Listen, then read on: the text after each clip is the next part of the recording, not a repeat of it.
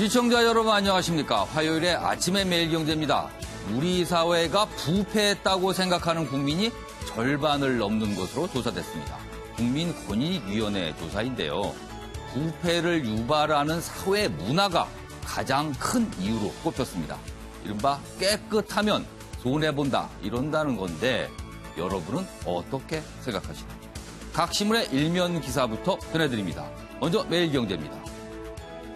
개인 주식 손실에도 거래세만 5조가 넘었다. 요즘 주식시장 말이 아니죠? 올해 세금이 작년보다 70%나 급증, 외국인, 기관 투자자 납부 금액의 2배에 이른다. 개인들이 세금을 많이 낸 거다. 이렇게 돼 있습니다.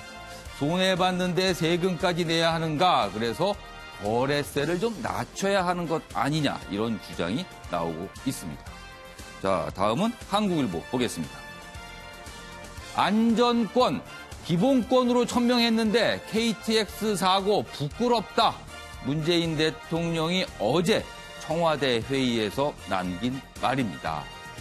우리 일상 과연 안전한지 근본적 불신을 줬다 하면서 엄하게 질타를 했습니다. KTX 바뀔까요? 자, 이번엔 중앙일보로 갑니다. 삼성바이오 오늘부터 주식 거래 재개. 분식회계 논란 속에 상장이 돼 있지만 주식 거래가 그동안 중단됐습니다. 거래소는 상장을 유지하기로 결정했는데 시가총액 22조의 거대한 기업인데요. 거래 중지 26일 만에 오늘부터 거래가 재개됩니다. 이를 두고 여러 가지 평가들이 나오고 있습니다. 마지막으로 한겨레 신문 보겠습니다. 판사들 만들어진 법원 신화의 몰락을 두려워한다. 이렇게 한겨레 신문이 일면에서 심층 좌담 기사를 싣고 있습니다. 공부 잘한 모범생들의 인정 경쟁, 판결하면서 인사 눈치를 볼 수밖에 없다. 이른바 범생이들이 눈치를 보는 거다. 이렇게 진단을 했네요. 사법신뢰 1차 조직 지키려 방어에 나선 것 아니냐. 이렇게 한겨레 신문이 전하고 있습니다. 자, 오늘도 네 분의 패널께서 자리하셨습니다. 한 분씩 소개해드리겠습니다. 먼저 최경철 매일신문 편집위원 나오셨고요. 배재정 전 국회의원, 이경환 변호사, 양지열 변호사 자리하셨습니다. 안녕하세요. 안녕하세요.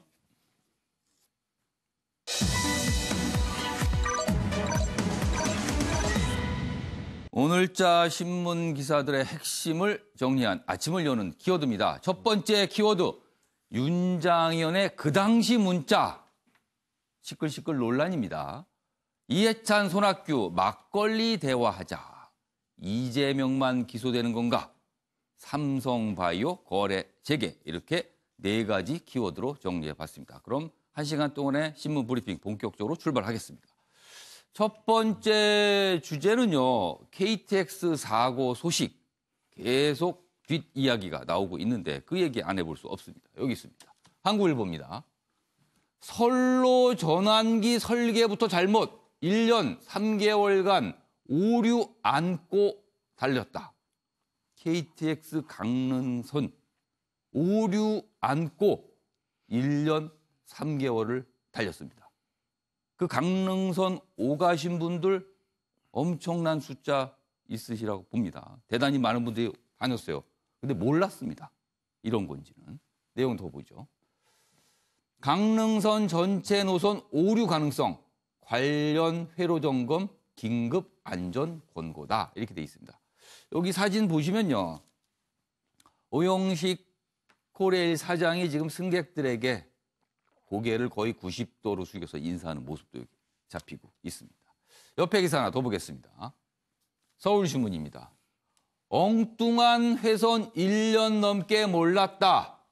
코레일 그리고 철도공단 부실 검사도 숨겼다. 코레일은요. 운영을 하는 거고요. 철도공단은 KTX를 건설하는 곳입니다. 나눠져 있습니다. 이게 또 여러 가지 문제를 일으킨 거 아니냐라는 지적이 나오고 있어요. 여기 내용 보겠습니다. 코레일은 시공이 잘못됐다. 공단은 무슨 소리? 유지보수가 문제다. 건설관리위원회 구조의 책임 떠넘기기. 문제만 터지면 꼭 이러더군요. 내가 잘못한 거 아니다. 당신이 잘못이다. 여기 또 보겠습니다. 7월 이상 감지됐는데 7월에 이상이 감지됐는데도 현장 점검 안에 사고 5분 전 신호 오류 무시했다가 탈선 이렇게 돼 있습니다. 문재인 대통령은 부끄럽다고 질책을 했으나 지금 부끄러워해야 할 그 실무 기관들은 내 탓 아닙니다. 이렇게 가는 것 같아요. 여기서 어제 문재인 대통령의 질타 직접 들어보겠습니다. 우리의 일상이 과연 안전한가라는 근본적 불신을 국민들에게 주었습니다. 천만다행으로 저속 상태여서 인명피해가 없었지만 자칫 대형 참사로 이어질 수도 있었던 사고였습니다. 안전권을 국민의 새로운 기본권으로 천명하고 있는 정부로서는 참으로 국민들께 송구스럽고 부끄러운 사고입니다. 부상을 당하신 분들과 불편을 겪으신 분들께 위로의 말씀을 드립니다. 네, 대통령 입에서 이제 부끄럽다는 얘기가 나왔어요.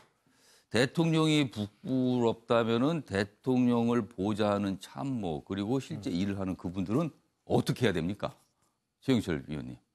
당연히 이번 사태에 대해서 깊게 뉘우치고 새로운 대책을 마련해야 되겠죠. 사실 철도 사고라는 것이 자그마한 사고로도 큰 인명피해로 연결될 수 있거든요. 제가 본 철도 사고만 하더라도 작은 충돌 사고에도 굉장히 많은 인명피해가 있었습니다. 왜냐하면은 철도는 안전벨트를 매지 않습니다. 그렇습니다. 그만큼 레일 위를 달리니까 안전이 검증됐다고 보고 안전벨트를 매지 않죠. 어제 방송에 저희가 과문에서 뭐 안전벨트 얘기를 제가 잠깐 했는데 그걸 매면 더 위험하다면서요. 그러니까요.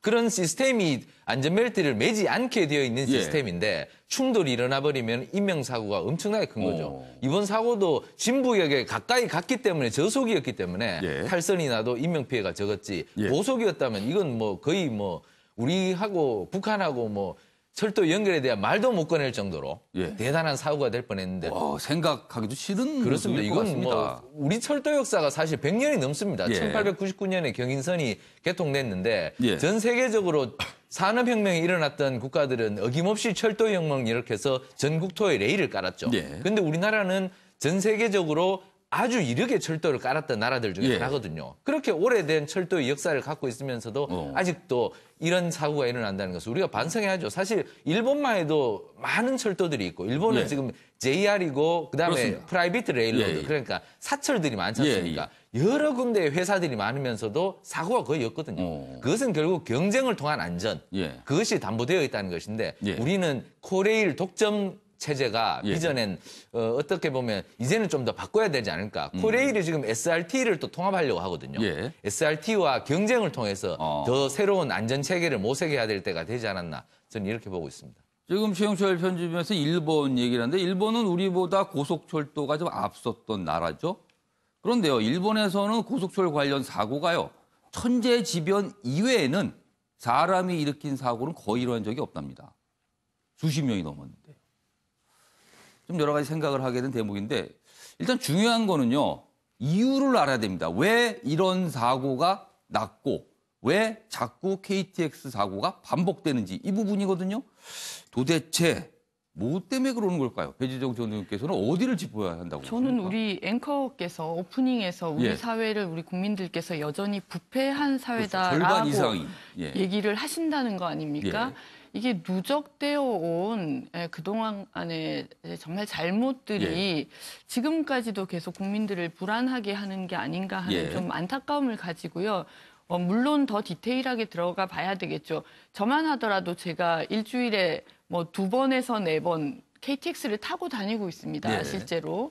그렇게 다니는 사람의 입장에서도 이게 정말 대형 사고로 이어지면 얼마나 많은 분들이 예. 피해를 입게 되는 것이겠습니까? 그런 지점들을 챙겨봐야 될 것 같고요. 예. 코레일이든 철도공단이든 아마 뭐 시공 단계에서부터 그리고 운영하는 그 단계 하나하나까지 다 점검이 필요하다고 생각을 하는데요. 예. 예를 들어서 금방은 이제 경쟁을 우리 최 의원께서는 말씀하셨는데 이게 경쟁이 부족해서 생긴 일인지 아니면 지난 뭐 10여 년 동안 예. 계속해서 인원 감축을 통해서 정비하는 인력들이 줄어왔던 게 일할 사람 자꾸 줄여와서 엄청난 사실은 이런 부분들에 대해서 예. 저는 전반적인 점검이 필요하다고 생각합니다.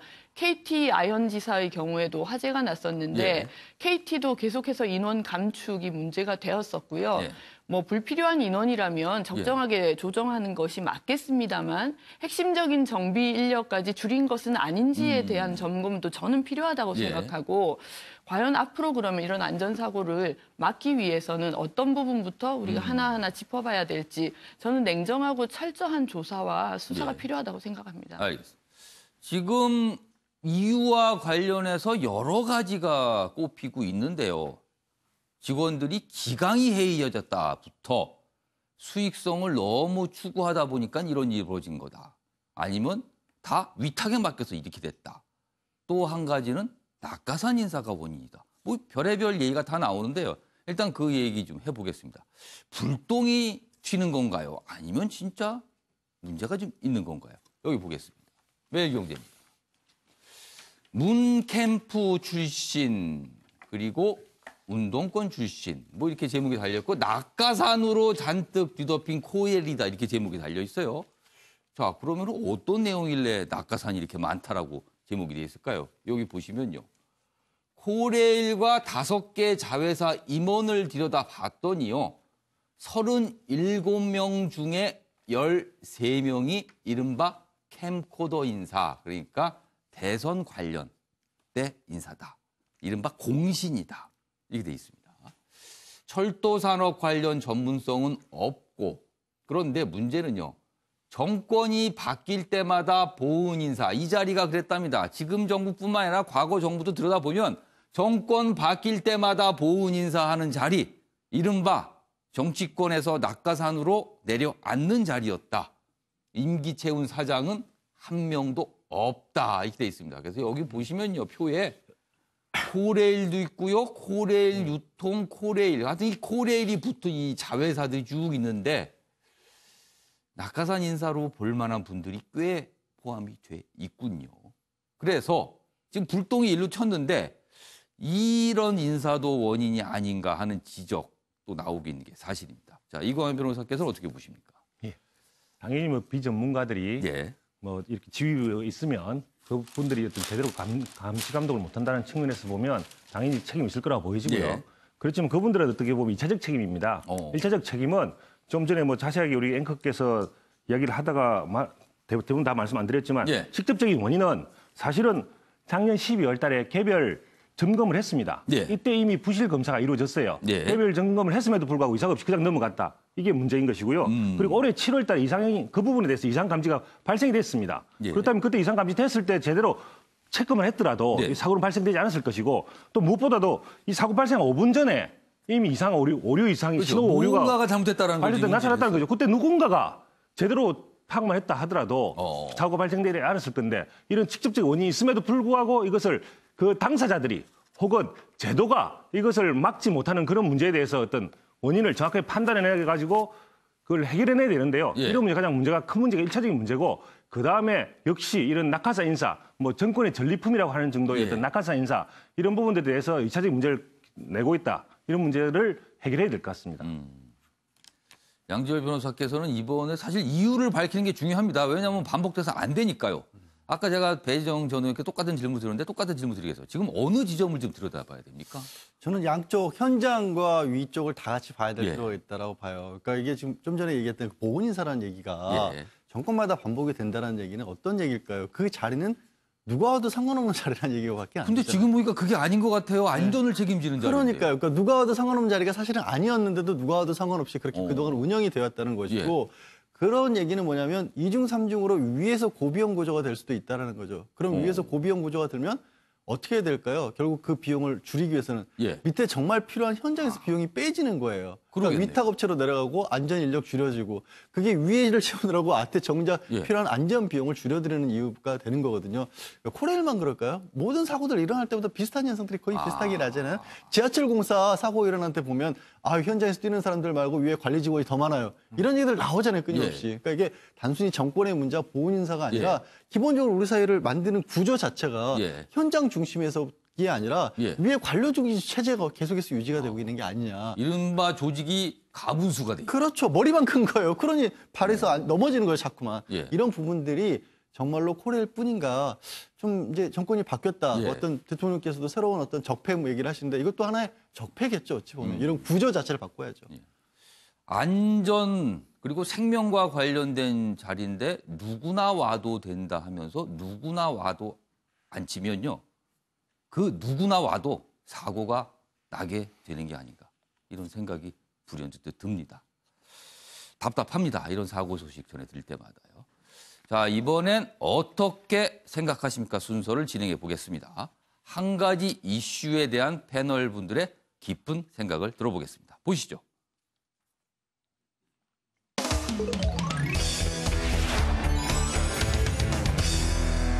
오늘 어떻게 생각하십니까? 주제는요. 윤장현 전 광주시장의 문자 이렇게 제목을 좀 달아봤습니다. 기사 2개가 준비되어 있는데요. 제가 기사를 소개하는 동안 네 분의 패널께서는 의견을 어떻게 생각하시는지 써주시기 바랍니다. 자, 먼저 한국일보부터 좀 보겠습니다. 여기 있습니다. 윤장현 아니라더니 공천 대가 정황이 드러나고 있다. 이렇게 한국일보가 전하고 있습니다. 4월 광주시장, 지난 4월 광주시장 불출마 선언 뒤에 돈 돌려달라는 취지로 문자를 보냈다. 그러면은 그전에는 돈을 주고요. 뭐가 이제 잘 안 돼서 지나버렸으니까 돈을 돌려달라. 이런 얘기가 되는데요. 작년부터 200여 차례 문자를 주고받았다. 그리고요, 이 사기범, 한국일보는 사기꾼이라고 써놨네요. 보니까. 대통령 만나 이야기했다. 경쟁 후보와 통화해 출마 포기시켜. 뭐 이런 등등등. 좀 내용이 이상하죠? 이런 등등의 문자, 향후 정치 행로에 대한 얘기를 문자로 남겼다는 겁니다. 그래서 뭔가 정황이 드러났다. 이렇게 돼 있습니다. 자, 기사 하나 더 보죠. 어제 윤장현 전 시장 검찰에 출석해서 14시간 조사를 받고 귀가를 했습니다. 자, 검찰 출석한 윤장현, 공천 대가라면 노출된 은행 송금 했겠나 이렇게 또 항변을 합니다. 검찰은 공직선거법 위반 혐의 등등에 대해서 어제 조사를 벌였는데요. 자, 그럼 여기서요. 윤장현 전 시장의 모습 직접 보고 내용 이어가도록 하겠습니다.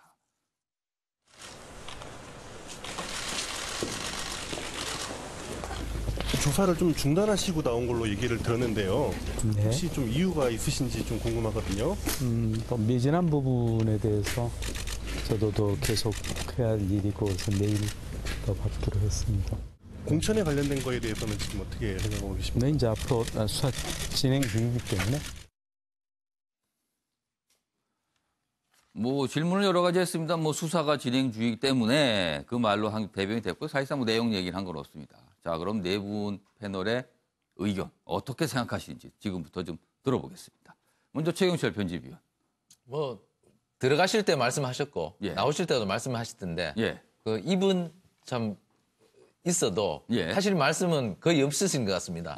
왜냐하면 지금 문자에서 한 300차례 가까이 문자를 주고받은 게 나왔기 때문에 사실 요즘 수사를 보면 통신수사에서 거의 뭐 혐의가 거의 다 나오거든요. 통신수사에서 거의 다 나오고 그다음에 보완적인 수사를 한다면 뭐 CCTV 수사라든가 이런 현장을 담은 그러한 장면들을 담아서 그것을 증거로 활용을 하는데 이 두 가지만 수사해도 거의 모든 뭐 그 기소를 할 수 있는 충분한 공소장 가득 채울 수 있는 그럼 본인이 말한 건 만약에 공천 대가를 받았다면 계좌로 돈을 보냈겠느냐 이거는 어떻게 보세요? 그런데 그 상대가 예. 그 아주 큰 그 뭐 거의 뭐 우리나라에서는 뭐 대단한 그 전직 대통령의 예. 부인이라고 자기는 봤기 때문에 그 부인이 자기한테 그 계좌로 돈을 받은 사실을 뭐 밖에 뭐 얘기할 거라고 누가 상상이나 하겠습니까? 예. 두 사람 간의 은밀한 관계라고 봤겠죠. 어쨌든 윤장현 시장은 지금 그 공천과 관련된 예. 여러 가지 문자 메시지를 예. 너무나 많이 받았고 뭐 예. 심지어 제가 보니까 뭐 이용섭 그 시장은 이제 뭐 좋습니다. 주저앉는다. 예. 뭐 이런 식의까지 그런 내용도 있었기 때문에 예. 공천과 관련된 금품이 오갔다는 이러한 정황 증거에서 벗어나기가 힘든 것이 아닌가. 예. 특히 광주라는 곳은 예. 민주당의 텃밭이기 때문에 예. 공천 자체가 거의 다 당선으로 보지 않습니까? 광주 전남이나 대구 경북이나 뭐 이런 곳들은 다 특정 정당의 텃밭으로 여겨지기 때문에 예. 이 공천 과정에서 금품이 갔다는 사실만으로 해도 예. 공직선거법을 위반했을 정황이 굉장히 높다고 수사당국은 보지 않을까 저는 이렇게 보고 있습니다. 자, 배재정 전 의원께서는 이게 지금 무슨 상황이라고 보십니까? 그러니까요. 예. 지난주에도 저희가 이 얘기를 하면서 예. 아무것도 모르는 상황에서 예. 오리무중이다 이런 얘기를 근데 그 했었는데요. 일주일이 지났는데 조금 뭔가 좀 정황이 나오고 있습니다. 그렇죠. 지금. 그러면서도 좀 이해가 안 가는 지점들은 있는 것 같아요. 예. 저는 결국은 뭐 검찰 수사를 통해서 밝혀질 수밖에 예. 없다고 생각을 하고 그건 또 국민들께서도 이 보시면서 판단을 하실 것 같은데 예. 이상한 게 그럼 계좌로 보낸 것도 이상하지만 예. 해외에 나갔다 들어오신 분이 이런 문자들이 문제가 될 걸 생각하지 않고 들어오신 그러게요. 이 건가? 문자가 그대로 다 검찰 쪽에 넘어간다는 걸 알았을 그러니까요. 텐데. 제가 지인하고 이 얘기를 잠깐 어제 했습니다. 예. 이상하다. 이 문자가 다 드러날 텐데 그랬더니 제 지인 한 사람이 예. 거기에 그게 아니라는 증거도 있다고 혹시 본인이 생각한 거 아닐까? 이런 얘기를 했는데 이건 그 문자 그야말로 중에? 그냥 사적인 사담인 것이고요. 오. 저는 사실 개인적으로는 뭐 윤장현 시장님을 잘 아는 사이도 아닙니다만 이렇게 처음에 사기 사건으로부터 시작해서 예. 일이 이렇게 진행되는 걸 보니 참 안타깝기도 하고 그러면서 아 이분이 진짜 사기 사건의 그냥 피해자이시면 얼마나 좋을까라는 생각도 좀 하면서 예. 이분도 평생을 또 이 그 뭐 의사로도 재직하셨고 시민 운동을 예. 해오신 분인데 이런 일들이 탐욕으로부터 시작된 일은 아니길 뭐 하는 저희 개인적인 생각을 좀 그럼 적어봤습니다. 탐욕이 아니길이라고 쓰셨으면 그럼 어떤 거이길 바라시는 건가요 지금? 그냥 어리석음 뭐 이 정도인가요? 아, 잘 모르겠습니다. 아무튼 탐욕은 아니길 예. 이런 말씀이시네요. 자 이경환 변호사는 어떻게 생각하십니까? 예. 아마 사기범은 보이스피싱을 한 것 같은데요. 예. 돈을 준 사람은 보이스피싱이 아닌 것 같습니다. 왜냐하면 뭐 본인이 돈을 줄 때 예. 단순 보이스피싱이 준 것이 아니라 예. 여러 가지 정황들이 이제 밝혀지지 않았습니까? 예. 여러 가지 보이스피싱이 아니라는 어떤 정황들이 나타났는데 예. 첫 번째 뭐 일단 전화 통화 횟수가 예. 뭐 12회고 문자 보낸 게 한 260회쯤 되고 그리고 보이스피싱 치고는 문자 숫자가 너무 어마어마합니다. 그렇습니다. 적어도 전화를 한 사람은 보이스피싱을 의도로 했는지 모르겠는데 보낸 사람은 보이스피싱이 아니라는 거죠. 예. 그리고 실제로 나왔던 대화, 문자 내용 자체가 예. 이용섭 씨를 주저앉혔다. 당시 유력 주자 후보였던 예. 이용섭 씨 주저앉혔다. 그리고 또 힘대드리겠다. 예. 그리고 실제로 조직 자금 필요하다. 그렇게 이야기를 하면서 돈이 왔다 갔다 예. 한다면 이건 돈을 보낼 의도가 명백해지지 않습니까? 뿐만 아니라 최종적으로 자기가 불출마 선언하고 나서 윤장현 씨는 불출마 선언하고 나서 예. 돈을 결정적으로 돌려달라고 했죠. 그 얘기도 지금 나와요. 그렇습니다. 그런 목적이 아니었으면 왜 돌려달라고 했겠습니까? 불출마 선언하고 관련성이 없다 돌려달라고 할 이유가 없죠. 단순 보이스피싱이라면 그 이전이든 예. 불출마 선언랑 관계없이 돈을 돌려달라고 했던 예. 그렇게 갔어야 되는데 이거는 불출마 선언하자마자 돈 돌려달라. 그럼 불출마와 관련 있는 거 아니냐? 준 돈 자체가. 예. 그렇게 볼 수가 없는 거죠. 예. 이와 관련해서 중요한 것은 예. 1억이 또 중요합니다. 1억의 출처가. 예. 은행 이야기를 하지만 예. 제가 보기에 은행에 보냈던 것도 이분이 아마 제가 보기에는 시장 가능한가 싶을 정도였던 부주의가 좀 큰 것 같은데요. 그래서 은행 보낸 건 아마 부주의, 뭐 무능력 같긴 한데 예. 1억은 어디서 나왔는지가 정말 궁금합니다. 이 부분에 대해서 수사기관에서 소명한다고 하니 그 소명 결과를 한번 들어보도록 하겠습니다. 아까 잠깐 얘기하셨는데 좀 궁금한 게 본인이 지금 해외에 있다 들어와서 검찰 수사를 받거든요. 아까 말씀하셨지만 이런 문자들이 분명히 본인은 보내는 거 주고받은 걸 알고 있을 텐데 이게 검찰로 넘어갈 경우에는 본인한테 굉장히 불리하다는 걸 알지 않았을까요? 변호사 입장에서는 어떻게 보세요, 이 부분을? 예, 저는 당연히 빠져나갈 수가 쉽지가 않은데 예. 적어도 그 광주광역시장 정도 예. 하셨던 분이 뭐 사실은 공소시효 만료 때까지 기다렸다가 들어오겠다. 예. 그랬을 때 과연 좀 능력이 좀 그렇다라는 생각을 했는데 예. 그래도 어쨌든 일찍 들어와서 그나마 그 정도의 그 능력은 보여주셔서 정말 고맙게 생각을 합니다. 그나마 그런데- 핸드폰을 뭐 외국에다 확 잊어버렸다. 모른다. 누가 훔쳐갔다. 뭐 이렇게는 안 하고 다 들고 와서 검찰에 제출하고 이런 정도는 뭐 휴대폰이라는 게 본인만 가지고 있는 건 아니고 톡으로 예. 보냈을 경우에는 상대방도 가지고 있지 않습니까? 예. 이미 증거는 수집돼 있다고 보여지고요. 그런 차원에서 본다면 본인이 들어가서 당당하게 조사를 받고 예. 휴대폰을 내는 모습 자체가 어떻게 예. 보면 그나마 양형에 있어서는 조금 더 참작을 받을 수 있는 사유 때문에 그렇다고 생각을 하는데 예. 어쨌든 본인 입장에서 용기였지만 예. 국민들 입장에서는 그렇게 보고 싶지 않은 장면을 본 거 아닌가라는 생각을 하게 됩니다. 알겠습니다. 양지열 변호사는 어떻게 생각하십니까? 일단 사기라는 것 범죄에 대해서 예. 뭐 극단적인 형법 이론학자들 중에서 사기는 범죄가 아니다라고 주장하는 사람들도 있어요. 왜냐하면 사기는 범죄가 아니다. 예, 왜 그런 얘기가 나오냐면 예. 제가 그렇게 생각하는 건 아니고요. 그렇게 주장하시는 사람이 있다는 거죠. 극단적으로 왜냐하면 결국에는 욕심 때문에 벌어진 일이기 때문에 그러면 피해도 사실상 없다라는 그런 주장도 있는데 예. 지금 뭐 검찰에서 밝힌 바와 같이 공천 대가로 금품을 주고받는 것이라면 사기를 당했다라고 억울하다고 얘기할 수가 없는 상황인 건 맞는데 예. 다만 아직은 저는 물음표를 찍어놓은 이유는 뭐냐면 예. 지금 검찰에서 수사를 할 때 예. 이런 과정들이 좀 많이 반복이 돼요. 검찰이 보고 있는 입장을 대변하는 그 기사들. 그러니까 지금 기사에 나온 건 김 씨가 사기꾼이라는 김 씨가 보낸 내용들밖에 없어요. 그러니까 이게 어쨌든 김 씨가 휴대전화를 내놨으면 김 씨하고 윤 시장하고 주고받은 대화가 나와야 되는데 그렇겠죠. 윤 시장이 보냈다는 건 막연하게 두루뭉술하게 처리가 돼 있거든요. 거기서 윤 시장도 이 김 씨에게 속은 건지, 대가를 적응을 바랐는지 아니면 김 씨가 바람잡이 역할로 계속 바람을 물론 일방적으로 보낸 건지 이거를 좀 기다려볼 필요는 있는데 어찌됐든 예. 처음에 나왔던 것보다 순수한 게 보이지 않는 것만은 사실인 것 같아요. 일단은 정황은 지금 예. 드러난 건데 조금 더 문자 내용을 좀 치밀하게 볼 필요가 있다. 아직까지는 검찰 수사 중이기 때문에요. 단정적으로 저희가 말씀드릴 수는 없지만 아무튼 정황은 묘합니다. 참 이 얘기를 좀 한 몇 주째 지금 하고 있는 것 같은데 뭔가 계속 나올 것 같긴 합니다.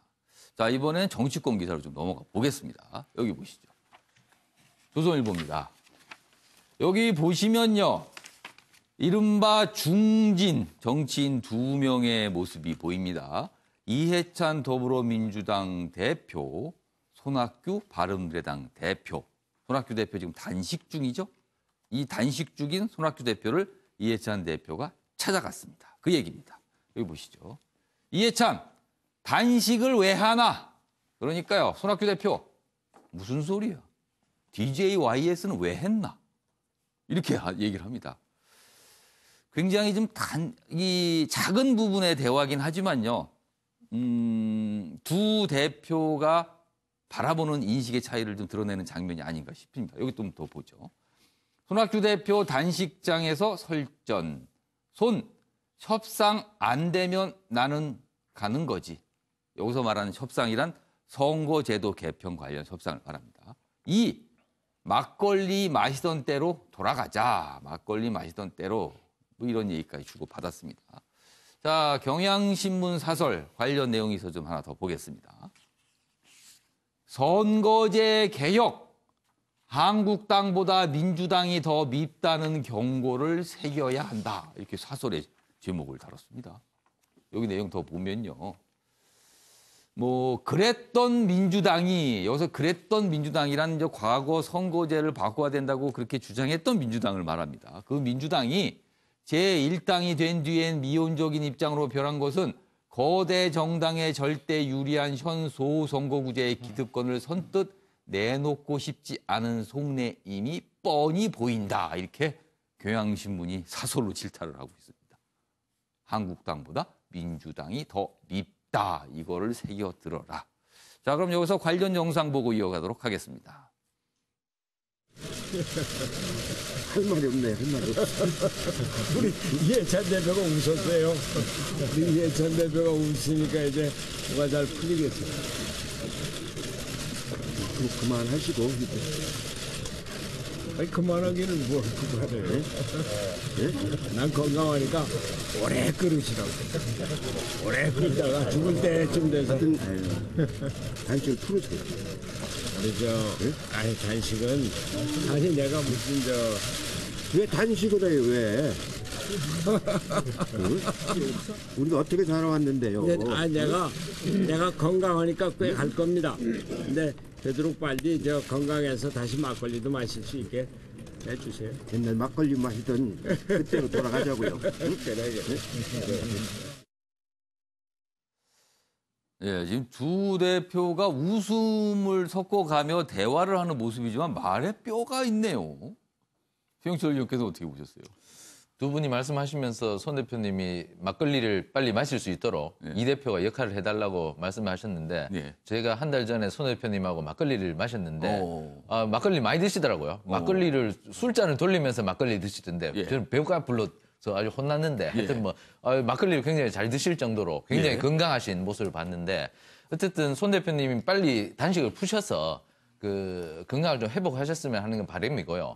어쨌든 그 지금 정당 간의 그 선거법에 관한 논의는 제가 볼 때는 논의 협상이 굉장히 좀 어려울 거라고 생각합니다. 왜냐하면 서로 속셈이 워낙 다르고 그다음에 총선이 임박해 있기 때문에 지금 총선 준비를 이미 그 거대 여당과 그다음에 거대 야당 두 그 한국당과 민주당이 사실상 준비에 들어갔기 때문에 지금 선거법을 고쳐서 새로운 준비를 한다는 것은 저 큰 정당들에게 너무 무리한 요구가 아닌가. 어쨌든 그 합의점을 찾아서 몇 년 안에 좀 시한을 두더라도 차기 다음 총선은 안 되더라도 그 다음 총선에는 좀 선거법을 고쳐서 연동형 비례대표제가 사실 장점이 있는 것은 맞거든요. 그러니까 우리나라 정치 발전을 위해서 장기적으로 과제를 놔두고 어쨌든 그 지금으로 봐서는 저는 전망이 했을 때 굉장히 그 큰 당들이 합의를 해주기에는 어렵지 않은가. 왜냐하면 자기들이 절대적으로 지금 유리한 판에 그 선거법을 고쳐서 저 작은 정당들에게 더 많은 의석을 줄 가능성은 없거든요.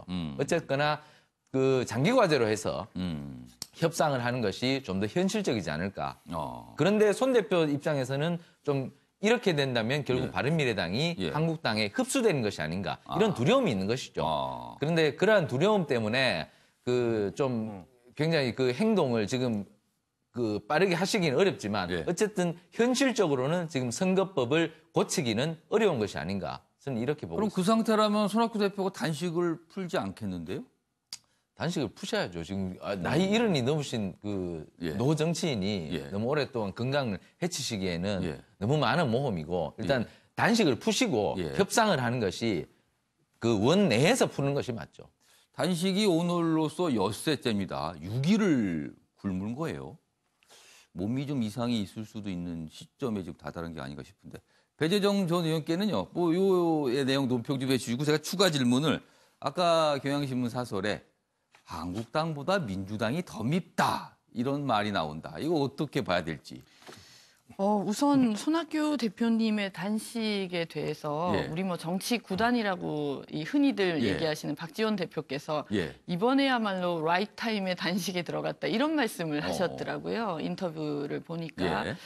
저는 이 정치인이 뭐 우리 국민들 보시기에는 단식을 정말 자주 하는 것 같이 느끼실 수는 있지만 실제로 정치인이 목숨을 거는 자세가 아니면은 단식에 들어가는 것이 쉽지 않거든요. 직전 단식은 기억나기를 김성태 자유한국당 원내대표가 단식을 했죠. 그 앞에는 뭐 이정현 대표의 단식도 그렇습니다. 생각이 나는데 사실 뭐 자유한국당의 단식은 그야말로 뭐 생명의 위험까지 뭐 이렇게 가지는 않았던 것으로 저는 기억합니다만 이전에 뭐 이 김대중 대통령의 단식이라든지 지방자치제를 이끌어내시지 않았습니까? 저는 그런 면에서 개인적인 생각은 제가 손학규 대표라면 정말 선거제도의 개혁까지 완수를 하겠다는 다짐으로 들어가셨을 것 같아서 좀 걱정스러운 면이, 그러니까 뭐 쉽게 풀릴 단식이 아닐 수 있다는 말씀이네요. 그럴 수 있다는 것이죠. 그런 면에서 진짜 건강을 해치시면 안 된다 이런 생각을 좀 하게 됩니다. 그리고 국민들 보시기에는 그러실 것 같아요. 뭐 우리 문재인 대통령의 또 공약이 권역별 비례대표제였고 그러다 보니 민주당이 너무 이 부분에 제대로 대응하지 않는 것이 아니냐 이런 말씀을 저는 뭐 들을 수도 있다고 생각하고 이해찬 대표님을 비롯한 민주당 지도부의 고민도 깊어질 거라고 생각합니다. 다만 저는 여기서 이 선거제 개혁이 뭐 우리 최 위원께서 말씀하신 것처럼 그것 자체로 쉽지 않은 면도 있지만 지금 소수 야당에서 요구하는 것은 사실 연동형 비례대표 중에서도 독일식은 이 권역별 윤석열이 그렇죠. 기본이거든요. 예. 지방자치 제도를 기반으로 하기 때문에 이런 부분들에 대해서는 상세한 설명이 없이 사실 전국 단위 비례대표제를 얘기하시는 것 같아서 이렇게 이제 좀 구체적으로 들어가도 또 의견을 조율해야 되는 부분들이 많이 있다는 점도 좀 말씀드리고 싶고 저는 이 차제의 선거제가 제대로 좀 이 국민들의 이 어떤 이해하에 좀 개혁이 되었으면 하는 바람을 가지고 있습니다. 알겠습니다. 지금 이런 갈등이 바른미래당과 그리고 뭐 평화민주당 뭐 등등 전 야 3당과 집권 여당인 더불어민주당의 갈등으로 보이지만 사실 자유한국당도 선거제 개편에 그다지 적극적인 모습은 아닌 것 같아요. 이광 변호사. 예. 뭐 100% 연동형 비례대표제 예. 이런 이야기 하는데요. 우리 당이 아직까지 그 부분에 대해서 당론으로 정확하게 채택한 적은 없습니다. 선거제 개편에 대해서는 뭐 이야기가 있지만 그래서 저희들 입장에서는 아직까지 뭐 당론이 확정되지 않은 상태이기 때문에 당론이 변경된 적은 없는 거고요. 아까 뭐 경향신문에서 하는 이야기들은 아마 민주당에서 당론을 변경하는 거 아니냐, 당론과 다른 거 아니냐 이런 이야기, 공약과 다른 이야기를 하는 거 아니냐 이런 이야기를 하고 있는 것 같고요. 그런데 지금 문제는 이 선거법이라고 하는 것은 사실은 뭐 홍영표 민주당 대표도 그런 얘기를 했지만 국회의원 밥그릇 챙기기다. 어떻게 보면은 각자 이해관계에 다 달려있다는 이야기죠. 왜냐하면은 지금 보통 이제 소수 야당들의 경우에는 소수당의 경우에는 당연히 100% 연동형 비례대표제를 선호할 수밖에 없습니다. 왜냐하면은 그래야만이 자신들이 그 사표를 방지한다는 명분이긴 하지만 단순 사표 방지가 아니라 자신들의 의석을 챙길 수 있다는 것이죠. 어떻게 보면 그런 부분들이 그 국민의 어떤 주권적 의사를 그대로 반영한다라는 장점이 있을 수는 있을지 몰라도 그렇다고 한다면 과연 꼭 그것이 100% 반영한다는 것이 과연 옳은가에 대한 기본적인 문제는 있을 수 있습니다. 무슨 뜻이냐면 지금 이번 대통령 선거 같은 경우에도 문재인 대통령이 사실은 41% 정도의 득표율을 가지고 실제로는 100% 정권을 행사하지 않습니까? 실제로 대통령제 하에서는 그런 어떤 소선구제라든지 그러니까 과반수를 가져갔을 경우에 혹은 선거에 이겼을 경우에 책임 정치하에서 모든 권한을 행사하는 것이 보장되어 있는 상태거든요. 그런데 이런 100% 연동형 비례대표제는 대부분 의원 내각제의 친화적인 제도입니다. 무슨 뜻이냐면 의원 내각제이기 때문에 즉 주로 이제 의회에서 주도권을 가져가기 때문에 거기서는 어떤 국민의 정치적 의사를 반영을 해서 의석 구도가 만들어져야 되고 그렇기 때문에 100% 연동형 비례대표제에 의해서 어떤 국민의 의사를 그대로 반영하는 것이 가게 되는데 이런데 단점은 뭐냐면 전국이 불안정하다는 것이죠. 그런 문제가 있기 때문에 어떤 양당제나 다당제의 어떤 장단점이 항상 있기 때문에 이 부분에서 어떤 걸 선택할 것인가의 문제는 어떤 국민의 최종적인 어떤 결단에서 이루어지는 것인데 일방적으로 무조건 100% 연동형 비례대표제가 낫다 이런 판단은 적어도 현실에서는 맞지 않다. 저는 이렇게 본다면은 지금 이야기하는 것은 홍영표 의원이 이야기를 했듯이 결국 국회의원 밥그릇 챙기기가 아닌가. 그렇다고 본다면 소수 야당의 어떤 절박한 심정이긴 이해되지만 결국 소수 야당의 개인적인 당리 장략 차원이다라고 볼 수가 있는 측면이 있습니다. 그렇다고 본다면 결과적으로 봐서는 이런 어떤 그런 것 때문에 지금 단식까지 가는 것들은 어떤 지향이 돼야 된다. 이렇게밖에 볼 수가 없게 되는 거죠. 지금 여기 나오신 패널 세 분이 일단 말씀을 좀 해주셨는데 들고 보면은 연동형 비례대표제가 쉽지 않겠는데요. 그렇다면 손학규 대표의 단식 역시 쉽사리 끝나지 않는다. 이렇게 되는데 양지열 변호사 정치인의 단식 여러 가지 모습이 있을 수 있는데 이번에도 좀 길게 갈 듯한 왠지 근데 큰 문제가 아닌가 싶기도 하네요. 이거는 또. 그렇게 타이밍이 저도 많이 좀 안 좋아 보여요. 이경환 변호사 얘기를 하신 것처럼 지금 이 의원 내각제 중심일 때 당의 어떤 정당들의 움직임이라는 것과 대통령 중심일 때 정당들의 움직임이 다른데 조금 전에 말씀 처음에 이거 시작하실 때 이 토픽 시작하실 때 지금 민주당이 독립도 않은 경고를 세게 들어야 한다는 얘기를 하셨는데 그 말씀은 뭐냐면 이제 노무현 전 대통령도 그랬고 문재인 대통령도 그랬고 정치 선진화를 위해서는 이 비례대표제를 강화해야 된다는 얘기를 다 공통적으로 말씀하셨어요. 그 진보적인 어떤 성향을 가신 분들은 이런 주장들을 하신단 말이에요. 그렇기 때문에 민주당을 지지하는 한 축이라고 할 수 있는 그런 정치 성향을 가지신 분들이 민주당에 대해서 말바꾸기 아니냐라는 식의 질타를 할 수도 있고 떠나간다라면 그게 오히려 굉장히 큰 부작용으로 작용할 수 있다는 경고는 되는데 문제는 그럼에도 불구하고 민주당의 지금 시점이 참 묘해요. 우리가 대통령 아까 의회 중심제와 달리 우리는 대통령 중심제인데 정권 교체가 10년 만에 됐습니다. 그리고 의회에서는 아직도 과거의 대통령제 때의 과거의 대통령 때의 의회가 유지가 되고 있는 거예요. 민주당 입장에서는 다음 총선이 사실 어떻게 보면 완벽하게 정권 교체를 하기 위해서는 이겨야 되는 구도예요. 자유한국당과 또 자유한국당도 마찬가지예요. 빼앗긴 정권을 찾기 위해서는 또 국회에서라도 이겨야 돼요. 하여튼간 양 정당이 다수당이 되고 다수당이 싶어하는. 싸워야 되는 상황인 거예요. 그러니 이러다 보니까 또 국민들도 한편으로는 지금 시점은 각자가 지지하는 세력을 위해서는 몰아줘야 되는 시점이라고 생각할 수도 있거든요. 그러면 손학규 대표는 양보할 수 없겠지만 또 타이밍이 너무 안 좋다라는 거죠. 당들이 양보하기에는.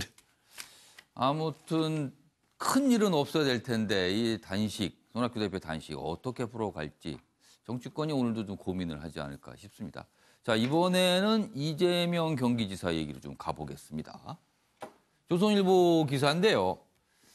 검찰 이재명 경기지사 기소 방침 이렇게 돼 있습니다. 검찰이 뭐 발표한 내용은 아니고요. 기자들이 취재를 통해서 검찰이 이렇게 방침을 정한 거 아니냐.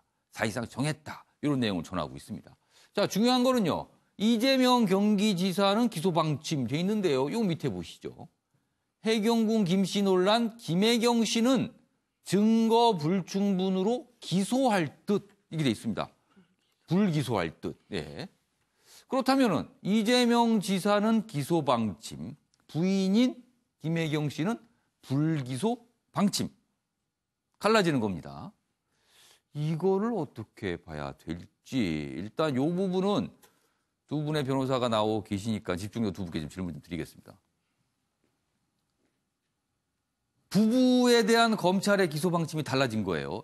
일단 확정적은 아니지만 거의 가닥이 잡혔다고 보도가 나오고 있거든요. 이거 어떻게 보세요? 예.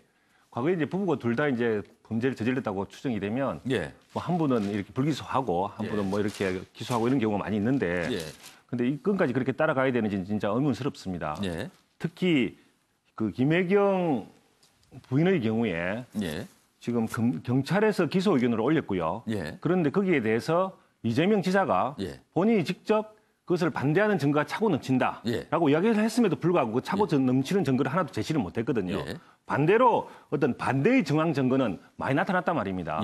그런데 이것을 단순히 직접 증거가 없다는 이유로 그것을 불기소한다고 하는데 과연 그러면 직접 증거가 많이 필요하냐? 그렇지 않거든요. 과거의 모든 수사 관행이나 실제적인 어떤 법적인 판단에 있어서도 정황 증거가 많을 경우에는 직접 증거가 없다 하더라도 기소가 가능하고 거기다 유죄 판결이 많이 나오기 때문에 그런 의미에서 또 경찰이 실제로 기소 의견을 올렸는데 여기에 대한 구체적인 어떤 다른 정확한 어떤 반증이 없이 그것을 의견을 쳐냈을 때는 의견을 거부했을 때는 무슨 다른 이유가 있을 것 같은데 저는 정말 의심스럽습니다. 왜냐하면 이재명 지사의 변호인이 그런 이야기를 했었죠.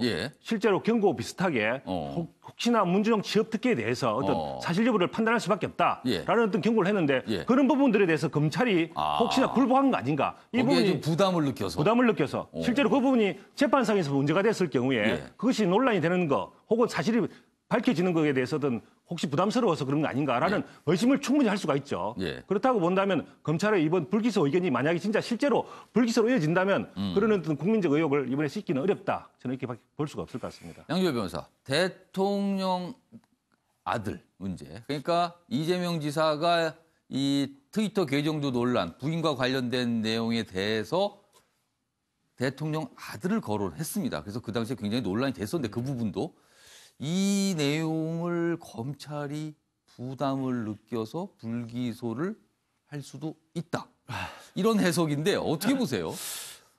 저는 뭐 그럴 가능성보다는 일단 검찰에서 그러니까 지금 논란이 되고 있는 게 그거잖아요. 김혜경 씨가 과연 정말로 정의를 위하여라는 이름으로 뭐 문재인 대통령이나 노무현 전 대통령에 대해서도 세월호 뭐 이런 관련돼서도 굉장히 좋지 않은 얘기를 썼다라는 혐의를 받고 있다만 검찰은 지금 그게 정말로 김혜경 씨 트위터, 김혜경 씨가 그 계정 주인지를 명확하게 알기가 어렵다라는 것 때문에 불기소하겠다는 그런 걸로 지금 언론에서 밝혀져 있고 그게 계정 주인으로 밝혀진데도 문제는 또 있었어요. 계정 주인이더라도 또 그걸 직접 김혜경 씨가 썼는지를 밝힌 건 또 정말 지나는 어려운 일이거든요. 그래서 그럴 가능성도 점쳐지긴 했었습니다.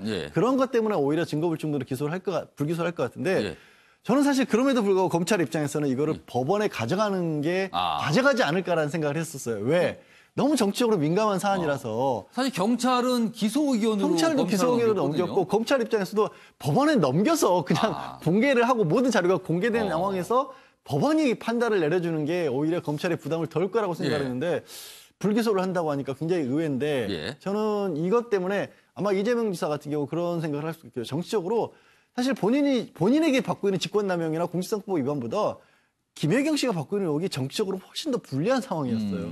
문재인 대통령을 공격했다라는 거 아니겠어요? 이거는 여권 내부의 갈등을 촉발할 수 있는 내용이거든요. 그러니까요. 근데 거기서 검찰이 불기소를 해버리게 되면 예. 어쨌든 정치인으로서 설령 본인의 재판에서 불리하게 받더라도 예. 정치인으로서 제기할 가능성은 오히려 더 생겨버린 셈이죠. 지금 뭐 탄압받는 정치인이었다. 그런 또 의미가 있을 수 그런 의미가 있겠네요. 있을 수 있죠. 자, 지금 검찰이 아직 최종 뭐 기소, 불기소 여부를 확정한 건 아닙니다만 취재를 통해서 언론들이 지금 이렇게 보도를 하고 있는 상황이라는 거 참고하시기 바랍니다. 자, 이번에는 다른 인물로 좀 가보죠. 여기 있습니다. 여기 사진 나와 있네요. 양진호 한국미래기술 회장입니다. 여기도 좀 묘한 정황이 나타나고 있습니다. 양진호 검경상대 수천만 원 로비 정황. 오늘 이렇게 로비 정황 뭐 이런 게 많이 나오네요. 오늘 계속. 자, 언론 매체 직원에 보낸 문자 공개. 여기서 말하는 언론 매체는요. 뉴스 타파, 셜록, 프레시안, 공동 취재팀 이렇게 되겠습니다. 중앙지검에 2천, 성남지청에 5천. 물론 여기서 5천 원, 2천 원은 아니겠죠? 이렇게 천 단위로 했지만 저작권법 위반 문제 송사 과정 결국 불기소 처분, 구속을 면했다. 그런데 아무튼 어디에 2천, 어디에 5천 뭐 이런 정황이 나왔어요. 그래서 이게 참 지금 대단한 논란인데요. 최영철 편집위원. 이 정도 된 상황 이건 뭡니까 이거는? 근데 여기는 뭐 구체적으로 중앙지검과 성남지청을 그 일부 언론사들이 적시를 했기 때문에 예. 굉장히 좀 그 저는 뭐 사실관계는 예. 잘 모르겠습니다. 예. 이렇게 이 언론사들 일단은 그냥 보도 내용입니다. 예, 적시를 했지만 예. 뭐 그 받았다는 사람의 실제 기관 명의 거론이 돼서 상당히 조심스럽긴 예. 합니다만 어쨌든 그 양진호가 여태까지 했던 행태를 봤을 때 그 전부터 범죄를 계속 저질렀을 개연성은 굉장히 높거든요. 예. 근데 그 전부터 범죄를 오랫동안 저질러 왔을 텐데 그동안 이 사람의 범죄가 전혀 드러나지 않았고 기소되지 않았고 법원에 가서 제대로 된 처벌을 받지 않았다는 것을 볼 때 이 사람이 상당히 그 수사기관이라든가 여러 가지 자신에게 위해를 가할 만한 그런 그 기관에게는 로비를 했을 가능성은 있겠죠. 사실인지 아닌지는 앞으로 수사기관에서 이것도 밝혀내야 하겠지만 어쨌든 이 부분에 대해서는 분명한 수사가 필요할 겁니다. 제가 한 달 전인가요? 박상기 법무부 장관 뵀을 때 법무부 장관님 하시는 말씀이 이 사람은 범죄는 제가 방금 말했던 것처럼 오랫동안 아마 진행되었을 것이다. 한데 이 사람이 왜 이렇게까지 제대로 발각되지 않고 여태까지 왔었던 것은 분명히 우리 수사기관의 책임이 있을 것이다. 이 부분에 대해서는 분명히 여기에 대해서 우리가 조사를 해서 명명백백하게 밝혀야 할 것이다. 이렇게 말씀하셨거든요. 어쨌든 검찰이나 경찰이 이 부분에 대해서 양의 과거를 밝히는 일에 좀 더 수사력을 집중해야 할 때입니다. 알겠습니다. 배재정 전 의원. 네, 그 최근에 갑질 나비 효과라는 얘기를 하지 않습니까? 이런 뭐 양진호 씨도 그렇고 미스터 피자도 결국 상장 폐지가 되는 과정에서 그 첫 단추가 이 갑질을 직원이나 이렇게 한 데서부터 시작이 되었는데요. 이 양진호 씨의 경우에 만약에 그렇게 직원을 폭행한다든가 하는 문제가 없었다면 이런 부분들이 드러났을까 하는 또 생각이 걱정스러움이 있기도 하고요. 이런 면에서 뭐 우리가 계속 얘기합니다만 우리 사회에 그동안 쌓여있던 정말 잘못된 점들을 모두 한 명 한 명이 돌아봐야 되는 시점이 아닌가라는 생각도 하고 기업 문화의 변화도 필요한 것 같다. 불법을 저지르고 그걸 로비를 통해서 해결하고 직원들에게는 갑질을 하고 이런 사회가 더 이상 통용되지 않는다는 걸 우리 기업인들께서도 뭐 물론 선의의 기업인들이 더 많으시겠습니다만 함께 좀 자성하는 뭐 저희 정치인들도 마찬가지입니다. 그런 이 계기가 되었으면 좋겠다는 바람도 있습니다. 이건 변호사 하실 말씀 있으세요? 그 중앙지검 2천, 성남지검 5천 하니까 중앙지검이 좀 자존심이 상할 것 같습니다. 액수가 적어서요. 뭐 약간 뭐 일단 뭐 지금은 일단 글쎄요. 일단 특정 언론을 통해서 이제 보도가 나와서 이게 이제 사실관계 여부를 확인해 봐야 되는 문제가 남아 있습니다. 왜 제가 그런 말 했냐면 사실은 뭐 그냥 보통 중앙지검이 더 큰 그렇죠. 경찰청이라서 뭐 그래서 그런 잠시 농담 한마디 한 거고요. 사실은 이런 외화밭 업체에 사주들은 우리 표현으로 뭐라 그럴까요? 왜 뭐 교도소에 담벼락을 걸어가는 사람처럼 이야기를 하는데요. 왜 그러냐 하면은 이 외화밭 업체 자체가 수익을 창출하기 위해서는 보다 자극적인 컨텐츠를 올리도록 만들 수밖에 없는 구조가 돼 있는 거죠. 그래서 그렇게 하기 위해서는 어떤 불법적인 자극적이라고 하는 것은 어떻게 보면 불법적인 거하고 좀 연관성이 있지 않습니까? 그렇다고 본다면 그런 것들 자극적이고 불법적인 것들을 많이 올림으로써 어떤 다운로드를 많이 받게 함으로써 또 수익이 발생되는 구조라서 그런 형태를 띌 수밖에 없는데 여기에 대해서는 보통 수사기관들이 많이 이렇게 인지를 하고 있습니다. 그래서 보통 수사를 많이 하게끔 돼 있고 때만 되면 이렇게 점검을 하게 되는데 근데 수년 동안 혹은 10수년 동안 이렇게 별 문제 없이 되어 왔다고 하는 것은 사업이 잘 되어 왔다고 하는 것은 제가 보기에는 그동안 관리를 잘 해왔던 거죠. 뭐 제가 함부로 뭐 사실 밝히지 않은 상태에서 이야기하기는 어렵지만 제가 변호사로서 하는 일반적인 이야기들은 좀 관리를 수사기관이나 어떤 사정기관들이 이렇게 많이 관리를 해왔을 가능성이 높은데 지금 2천만 원, 5천만 원 하는 이야기들이 바로 그런 관리의 하나의 방법이다. 관리 하나의 유형이다. 이렇게밖에 볼 수가 없게 되는 거죠. 뭐 제가 자주 말씀드리지만 중요한 거는 진실입니다. 진실을 정확하게 밝혀내서 문제가 된 사람은 처벌하고 억울한 사람은 억울함이 없도록 하는 게 가장 중요한 게 아닌가 합니다. 자, 이번에는 제 뒤쪽 화면을 좀 봐주시기 바랍니다. 유명인 2명이 나왔어요. 전현무, 한혜진. 근데 내용이 이렇습니다. 결별설 사실이 아닙니다. 이렇게 돼 있습니다. 지금 어제 하루 동안 인터넷상에 이 2명의 유명인과 관련돼서 참 많은 화제를 지금 낳고 있고 크게 이슈가 되고 있습니다. 물론 신문 지면에는 소개된 곳이 거의 없었지만 인터넷 공간상으로는 굉장히 화제가 되는 내용입니다. 자, 그럼 이 자세한 이야기를 좀 들어봐야겠는데요. 박진아 아나운서가 전하는 이슈톡 들어보시죠. 방송인 전현무 씨와 모델 한혜진 씨의 결별설이 사실이 아닌 것으로 드러났습니다. 전현무 씨와 한혜진 씨는 공개 연애 중인데요. 주말 내내 온라인상에선 이 둘의 결별설이 관심을 모았습니다. 지난주 금요일 방송에서 이 둘이 대화 없이 서먹했다며 누리꾼들이 결별을 추측했는데요. 급기야 어제 한 언론은 전현무 씨와 한혜진 씨가 결별했다고 보도했습니다. 이에 전현무 씨 소속사 측은 공식 입장을 전했는데요. 보도된 결별설은 사실이 아니다라고 밝혔습니다. 이어 한혜진 씨의 소속사 측도 결별은 사실이 아니라고 말했는데요. 양측은 공식 입장이 늦어진 것에 대해 본인에게 정확한 사실을 확인하느라 늦어진 거라고 전했습니다. 결별설을 두고 누리꾼들은 갑론을박을 펼치기도 했는데요. 일부 누리꾼들은 공개 연애라 피곤하겠다, 사생활 존중해줘야 한다 이런 의견을 제기하는 반면 또 다른 누리꾼들은 방송 시청하기 불편했다, 거슬린다라고 지적하기도 했습니다. 전현무 씨와 한혜진 씨는 이번 일로 원치 않는 이슈의 중심에 섰는데요.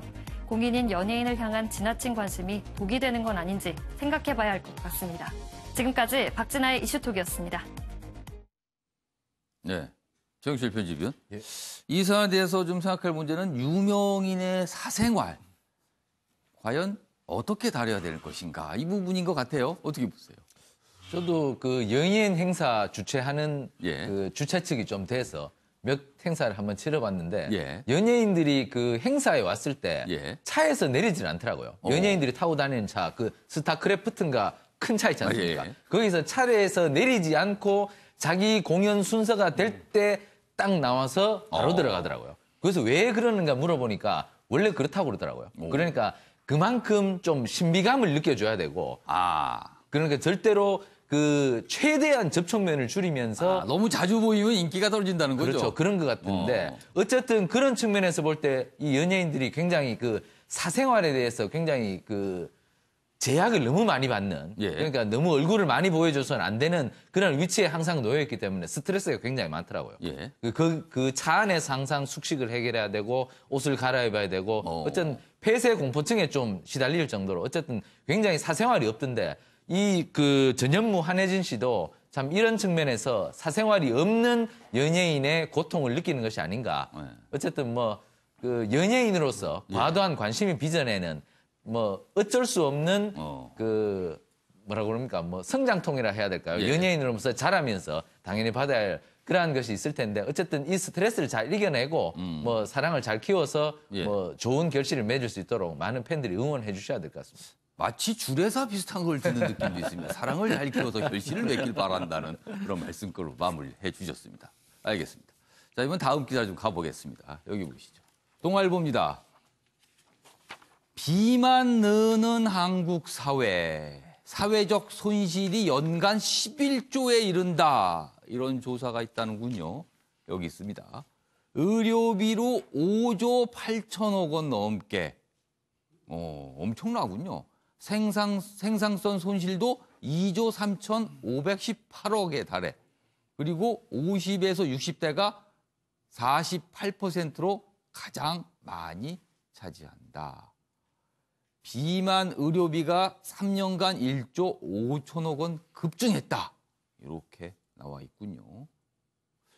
이경환 변호사, 혹시 비만 고민해 보신 적 있으세요? 혹시 고민 많이 했습니다. 예. 비만의 문제는 이렇게 직접적 손실보다 사실은 그 삶의 질의 문제입니다. 삶의 질? 예. 자존심이 떨어지고요. 모든 일에 자신감이 떨어집니다. 제가 실제로 그랬습니다. 사실은 뭐 불과 지금 보면은 뭐 그렇게 큰 문제 없어 보이시는데요? 제가 요즘에 약간 다이어트에 성공을 좀 해서 약간 좀 가늘어진 편이고 지금은 많이 날씬하지만 불과 6개월 전까지만 해도 상당보다 상당히 좀 무게가 좀 나갔기 때문에 그때만 해도 제가 방송에 나올 때만 해서 내가 어떻게 비칠까 혹은 너무 이렇게 크지 않을까 이런 부분에 대한 항상 고민이 있었거든요. 근데 좀 이렇게 제가 난립해지고 나서 아무래도 카메라를 좀 자주 보다 보니 조금 난립해졌습니다. 난립해지다 보니 좀 괜찮아졌는데요. 확실히 자신감과 삶의 질이 좋아졌습니다. 모든 사람들이 다 그렇게 보고 있습니다. 그래서 여기 보면 여기 사회적 손실에는 글쎄요 그런 부분까지 포함되는지 모르겠지만 아무튼 이 비만 이게 주로 서구 사회에서 항상 비만이 사회적 문제가 되는데 우리도 이게 이제 점차 다가오는 것 같습니다. 여기 기사 하나 더 보죠.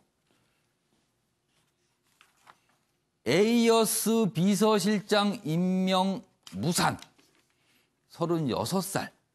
뭐 백악관 비서실장을 바꾼다 어쩐다 그 얘기가 있었는데 그걸 무산이 됐거든요. 그런데 그 뒤에요. 이방카 대 멜라니아 백악관 암투 탓이라는 얘기가 나오고 있습니다. 이방카 트럼프 대통령의 딸, 멜라니아 트럼프 대통령의 부인. 딸과 부인의 백악관 암투 탓에. 물론 친딸, 뭐 친어머니는 아닙니다만. 이런 암투 탓에 비서실장 문제가 지금 굉장히 미국에서 논란이다. 여기 내용 좀 보면요. 반대파가 멜라니아 통해 압력서를 넣어서 무산된 거다. 뭐 이런 얘기가 나오고 있다고 하네요. 아무튼 트럼프 대통령과 트럼프 대통령이 있는 백악관 참 전 세계적으로 참 여러 가지가 기사가 되고 있습니다. 자, 이번엔요. 2개의 신문 기사를 비교해 보겠습니다. 오늘 주제는 삼성바이오 거래 재개입니다. 주제는 같아도 내용은 다르다. 신문 대 신문 보시죠.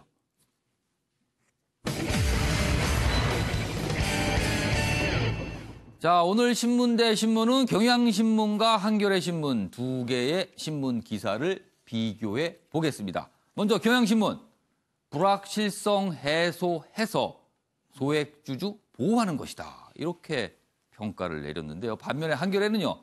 투자자 보호 명분 변함없는 대마불사다. 이렇게 평가를 했습니다. 좀 다르군요. 내용이. 자, 먼저 기사가 2개가 준비되냐 경향신문 좀 보겠습니다. 여기 있습니다. 여기 보면 일단 삼성바이오로직스 상장 유지 결정 배경 이렇게 작은 제목을 달고 있고요. 그 배경이 무엇인지 설명하고 있습니다. 시총 22조 원 상장 폐지 충격 부담이다. 소액주주 보호도 고려했다. 돼 있습니다. 또 여기 있습니다. 시장 불확실성 해소 염두 분식 혐의는 법원 판단 남아. 거래소는요. 3년간 투명성 개선 점검 불이익 땐 다시 심사한다. 이렇게 하면서 전반적으로 소액주주 보호와 시장 불확실성을 위한 조치다. 이렇게 좀 긍정적인 평가가 엿보이네요. 자, 반면에 한겨레 신문입니다. 같은 내용, 같은 주제를 다뤘는데요. 내용이 좀 다르군요.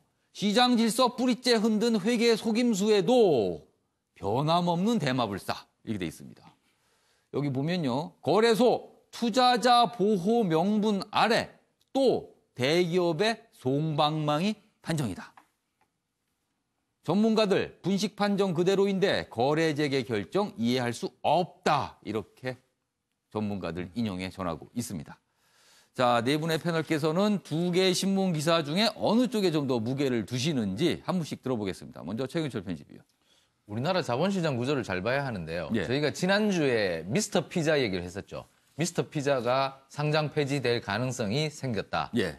적자를 많이 내서 그 회계감사 거절이 나왔다. 그래서 곧 상장 폐지가 될 가능성이 있다는 그 뉴스를 달았었는데 결국 미스터 피자도 유예 기간을 줬습니다. 예. 결국 상폐가 바로 안 됐는데요. 예. 우리나라 자본시장에서 상폐를 통해서 자본시장에서 완전히 퇴출시키는 경우가 거의 없습니다. 예. 왜냐하면 그만큼 우리나라 자본시장에 아직도 외국인들이 많이 들어와서 투자를 하는 경향이 많기 때문에 소액주주들을 그러니까 우리나라 개인 투자자들을 보호하는 여러 가지 장치들이 많이 부족하거든요. 예. 그래서 그들을 보호해 주려는 좀 기제가 있기 때문에 그 이번에도 소액주주들이 우리 삼바에 한 8만 명 정도가 있습니다. 그 삼바의 소액주주들을 보호하지 않을 수 없는 그 금융당국에 아마 고려가 있었지 않나. 그 이분들을 전부 다 손해를 보게 해서는 이게 시총이 22조가 넘는 회사인데 더구나 이 삼바가 2016년도까지 계속 적자였다가 그 작년부터 이제 이익이 나기 시작하거든요.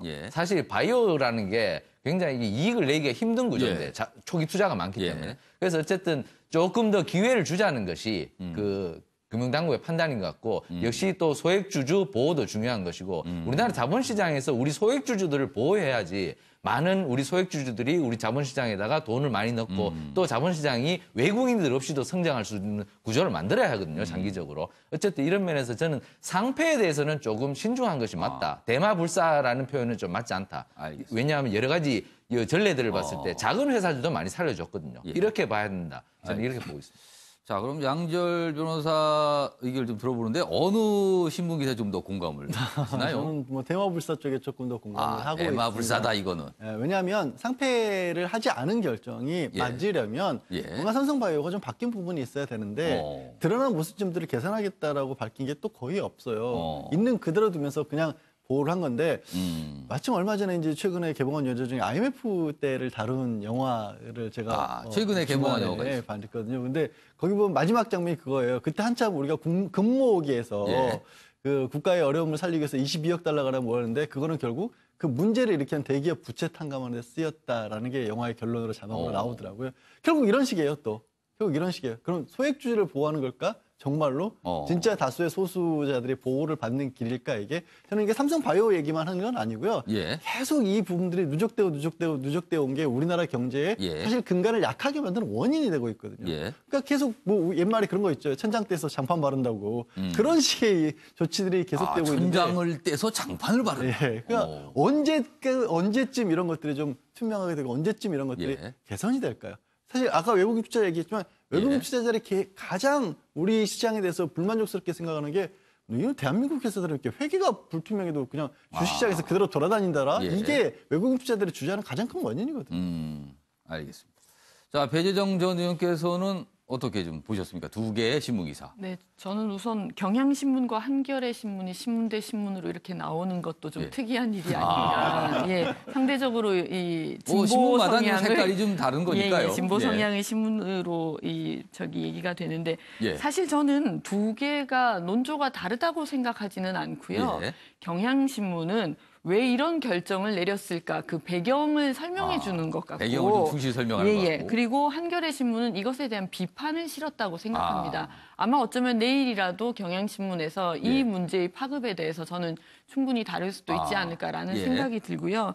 사실 뭐 회계 문제, 뭐 분식 회계라는 말도 어렵습니다만 이런 부분들이 국민들께는 좀 어렵게 다가가기도 하는데 저는 우리 양 변호사께서 말씀하신 것처럼 코리아 디스카운트에 대해서도 저는 정말 고려할 필요가 있다는 생각이 듭니다. 뭐 크게 코리아 디스카운트 하면 두 가지거든요. 하나는 북한으로 인한 위협, 북핵 문제 이런 것들이 정말 우리한테 큰 디스카운트 요소였고 이 기업의 회계 투명성이 부족하다는 점도 중요한 요소인데 북핵 문제 뭐 디스카운트 요소는 그나마 많이 해소가 되었고 이 전 세계가 좀 안심하는 단계가 되었기 때문에 정말 다행스러운데 여전히 이렇게 기업의 회계 투명성과 관련해서 이 불투명한 요인이 이 정부 당국에 의해서도 이런 이제 심사 결과를 통해서 드러나고 있다는 것은 장기적으로 한국 경제에 과연 좋을 것인가 이런 냉정한 비판이 저는 필요하다고 생각합니다. 알겠습니다. 이경환 변호사는 어떻게 보십니까? 예. 일단 저는 경향신문하고 한겨레가 이렇게 다른 논조하는 거 바람직하다고 생각합니다. 한 번씩 가끔씩 이렇게 좀 다른 의견도 나와야 다양한 의견이 나올 거라고 생각하고요. 그리고 또 저는 대마 자체에 대한 적대감이 한겨레 신문에 있는 거 아닌가. 저는 대마는 죽어야 될 대마. 봐도 실 줄 아는지 잘 모르겠지만 죽어야 될 대마는 완전히 죽게 돼 있습니다. 썩어 있기 때문에. 근데 대마 자체에 대해서 어떤 불사한다고 해서 어떤 그 자체에 적대감이 있어서는 안 된다. 저는 이렇게 보거든요. 그럼 이것이 삼성바이오가 이번에 계속 이렇게 결정이 난 거에 대해서 정당과 부분을 따져야 되는데요. 가장 중요한 것은 회계 잘못에 의해서 이 분식 혐의에 의해서 상장 폐지가 된 경우가 없습니다. 그런 전례가 없다고 본다면 이번에도 그 전례에 따르는 것이 정당하다라고 밖에 볼 수가 없는 것이죠. 그리고 두 번째는 또 우리 최경철 의원께서도 이야기하셨지만 소액 투자자나 외국인 투자자들도 있다. 이것이 오히려 코리아 디스카운트 이야기를 했는데요. 그런 차원에서 본다면 안정성 측면에서 코리아 디스카운트 측면에서도 더 안정적으로 가는 게 맞다. 그리고 무엇보다 중요한 것은 지금 이 부분은 아직까지 법원에서 판단이 안 난 부분이죠. 이 부분에서 무죄 추정 원칙도 당연히 적용이 돼야 되는 부분인데 나중에 법원에서 결과 나오고 난 이후에 상장 폐지돼도 늦지 않습니다. 특히 경제 부분에 있어서는 확정되지 않은 사실을 가지고 미리 상장 폐지해서 손해를 입히는 것. 저는 이것이 오히려 더 코리아 디스카운트의 문제다 이렇게 보기 때문에 당연히 지금 결정은 정당하다라고 밖에 볼 수가 없게 되는 것이죠. 알겠습니다. 오늘 보니까 두 분 정도로 의견이 좀 딱 정확하게 반으로 갈리는 것 같습니다. 시청자 여러분께서는 어떻게 보시는지 모르겠습니다. 다음 기사 좀 보겠습니다. 경향신문이군요. 카풀 반대 택시기사. 카풀 서비스에 반대하는 택시기사. 국회 앞에서 분신을 했는데 안타깝게 사망했습니다. 차에 휘발유 신고 가다 검문에 도주. 차량 정태제다 불질러. 지금 카풀 서비스를 놓고 이전 기업 측과 택시 업계 그리고 택시 운전하시는 분들 사이에 갈등 정선이 형성이 된데 이런 극단적인 상황이 지금 벌어졌네요. 정철 편집위원. 좀 어떻게 좀 해야 되는 거 아닙니까? 지금 정부가 좀 적극 나서 무슨 중재를 하든가 어떤 대책이 좀 있어야 될 것 같은데요. 국회에서 논의를 하려고 하다가 지금 논의가 중단됐었죠. 근데 오늘 제가 일정표를 보니까 민주당에서 그 분신 사고도 있고 이래서 오늘 다시 논의를 하는 것 같은데 어쨌든 이 부분에 대해서 좀 논의가 있어야 되고 그다음에 그 카풀에 대해서 안전상의 우려를 하는 분들도 계시거든요. 저 차 타서 내가 안전은 어떻게 되지? 보험은 어떻게 되지? 하여튼 이런 부분들에 대해서 법적인 그 안전장치들이 제대로 마련되고 영업이 되어야지 지금 이대로 영업해서는 조금 다른 문제가 생길 수도 있거든요. 그러니까 하여튼 국회가 빨리 논의의 장을 열어서 안전이라든가 택시기사들이 또 불안해하는 좀 영업 손실 부분이라든가 이런 부분에 대해서도 국회가 좀 큰 마음으로 논의의 장을 빨리 마련하는 것이 좋다고 생각합니다. 알겠습니다. 마지막 기사가 될 것 같군요. 중앙일보입니다. 초봉 5천만 원 넘어도 최저임금 위반입니다. 5천만 원이 넘는데요. 연봉 5천이. 고용부 현대모비스에 시정을 지시했는데요. 받은 돈은 최저시급 3배가 넘는데 뭐 이런저런 걸 빼고 나서 밑에 근무 시간 나누면요. 최저임금이 미달한답니다. 이건 좀 상황이 이상하지 않을까요? 정책이 좀 정교해야 되는데 그런 부분이 좀 안 돼서 이런 현상이 발생하는 게 아닌가 싶기도 하네요. 오늘은 추위가 누그러지고요. 곳곳에서 비나 눈이 오겠습니다. 낮 최고 기온은 1에서 9도로 예상됩니다. 아침의 매일경제 여기서 마칩니다. 내일 오전 8시에 다시 뵙겠습니다.